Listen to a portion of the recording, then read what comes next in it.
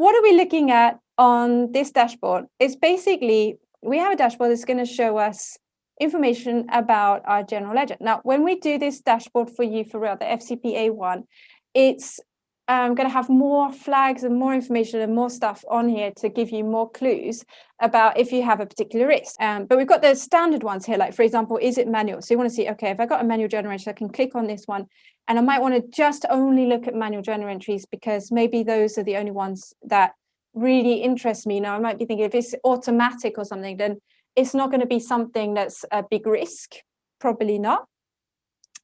And then what you want to be able to do is have a quick look at the description of the journal entry. And this one is based on the manual description. So all of these ones we've gone through and we've like looked at it manual way. And we've said, you know, what do we think this is? But there are quite a lot of these, you know, you see it's quite a lot of work. So what we want to do is we want to be able to see if we've got potential risk. So, and we can do this in advance of actually putting stuff into the dashboard, is to flag things as having a potential risk.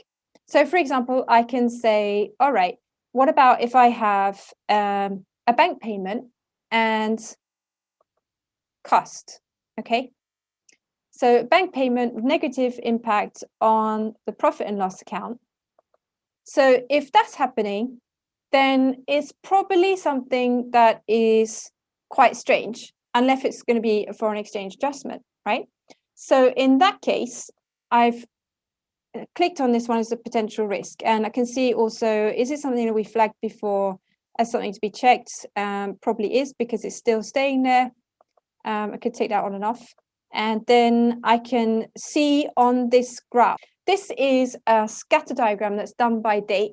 And basically what it means is each dot is a journal entry accounting scheme. So each dot is saying, if I hover over it, you can see we've got the description of the journal entry. So this one, for example, we've got extraordinary revenue reversal with a bank out. So basically what it is, it's like we have, instead of debiting cost and doing credit bank, we've debited profit, but which is not normal, right? Because normally profit is on a credit side, but here we're debiting it. So that's why I'm saying it's reversal. And also that profit account is extraordinary revenue. So it's nothing very specific. And it's also for quite a high amount. And here you can see you've only got 3 journal entries for this one, which this is quite rare. So you can actually click on that and then you can see when is it happening. So it's happening just after or just at the beginning of the year around closing time. Okay, so here we can see these journal entries, and you can see this one is highlighted here, and this is our extraordinary revenue account. This is in French accounting schemes. Okay, so this is how we can easily get a view of all of our journal entries by having these dots over the entire period and being able just to click on them and to look at them straight away.